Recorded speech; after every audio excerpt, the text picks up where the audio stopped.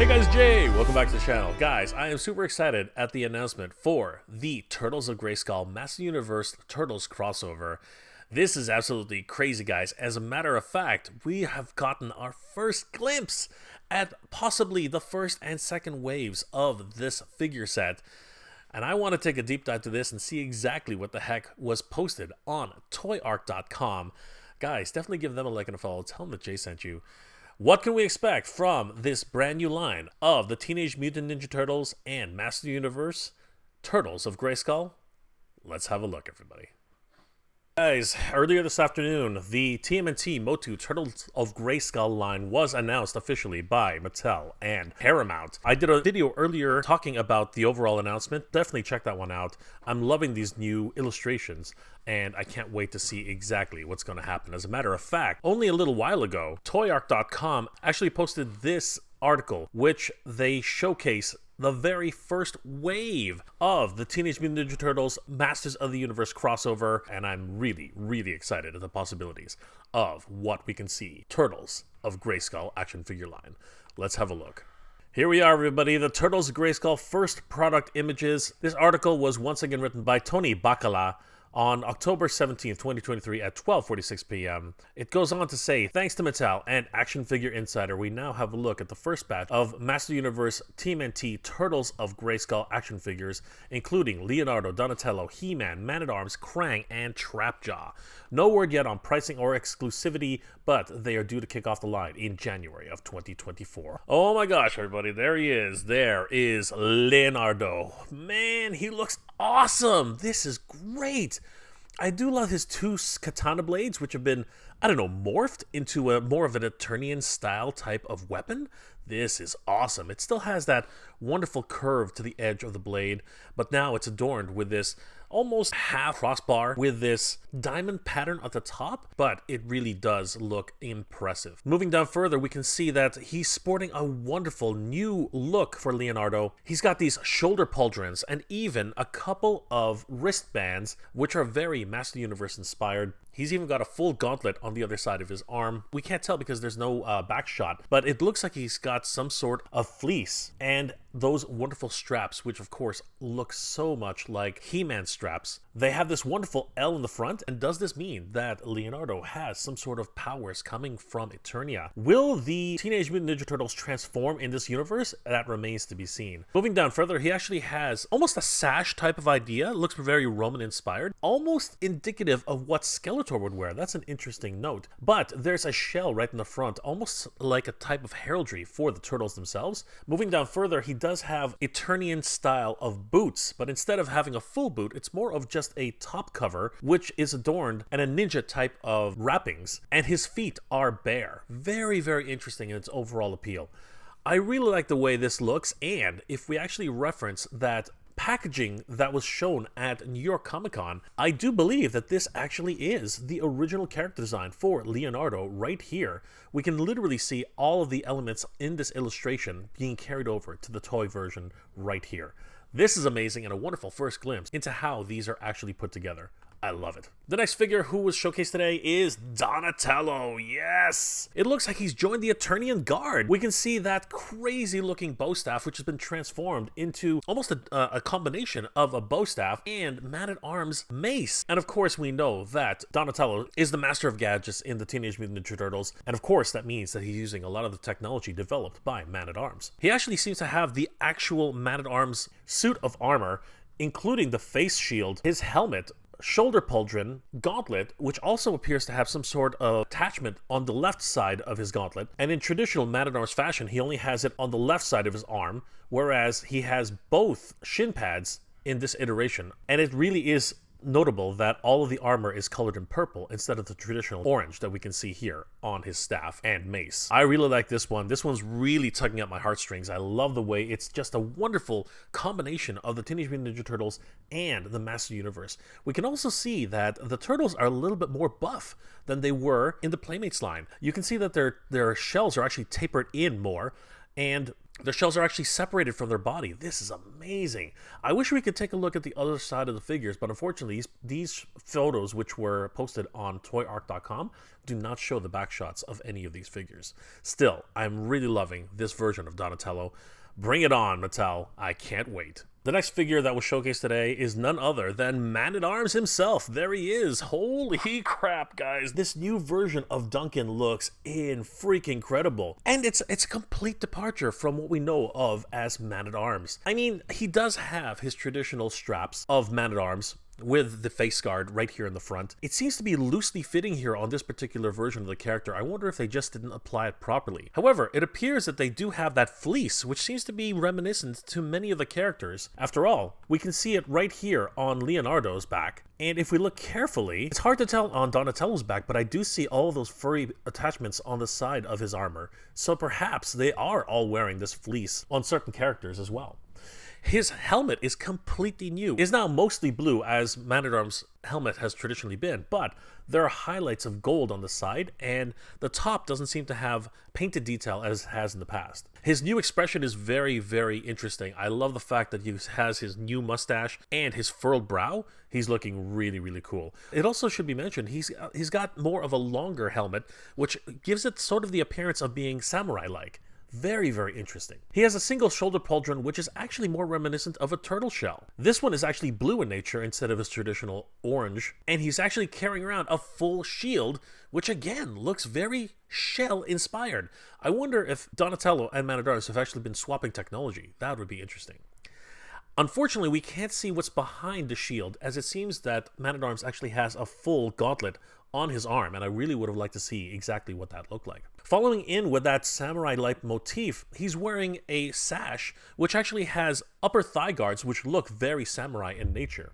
He, of course, is carrying his signature mace, but this time it's massive, which can bludgeon foes into the ground for sure. As traditional with Man-at-Arms, only one shin guard, and in this case, again, it looks like it has shell-inspired attachments. Very interesting in its overall design. I gotta tell you guys, both Man-at-Arms and Donatello are quickly becoming some of my favorite figures in this line. This is beautiful. The next figure which was showcased today is mutated HeMan. What is this? Oh my god, this is crazy. I can only imagine this is mutated HeMan because he looks absolutely monstrous. I mean, HeMan himself is obviously big, but this guy looks ridiculously huge. He's got this translucent almost appearance with this purple skin. I think that's actually been cast in translucent purple plastic. He has neon green hair, which is attached by a bandana, looking almost Conan the Barbarian-like. His eyes are completely bloodshot red and glowing. And he's got these green veins running down his body, very similar to the way they looked for Skeltor in the Master Universe Revelations. His armor set is He-Man's traditional armor, but it has that new H pattern, which was first showcased with Battle Armor He-Man. And instead of cordite squares, it seems that those have transformed too into cordite spikes, giving him this incredibly evil appearance. As a matter of fact, his belt, along with his gauntlets, seem to have adopted a spiky exterior as well. And he's carrying around what appears to be Whiplash's mace, if I'm not mistaken. I'm pretty sure someone's going to correct me in the comment section below. His boots are more traditional, very much in the style of Master Universe, but on one of his boots, it appears that he's actually outgrown the boot itself, and his foot is literally tearing out of the boot. That's a lot of wonderful detail. The boots are also black and brown in nature. Amazing. This particular design really is playing into the idea of a mutation for He-Man. I wonder what we can expect from the other characters in the line. What the heck? This is awesome, guys. Holy crap. It's TrapJaw. Oh my god, guys, it's freaking TrapJaw. But it's not just any TrapJaw, it's a Mauser-enhanced TrapJaw. What is going on? I guess TrapJaw must have gotten hold of some of Baxter's technology, and he's augmented himself with all of these Mauser attachments. You can see he's actually fitted his entire helmet with a Mauser's head. This is crazy. I love the juxtapositioning of this entire idea. His entire left side, his entire right arm has been replaced. His entire right arm has been replaced once again, but this time with Baxter Stockman's signature style and technology. You can see all those wonderful jaw attachments everywhere.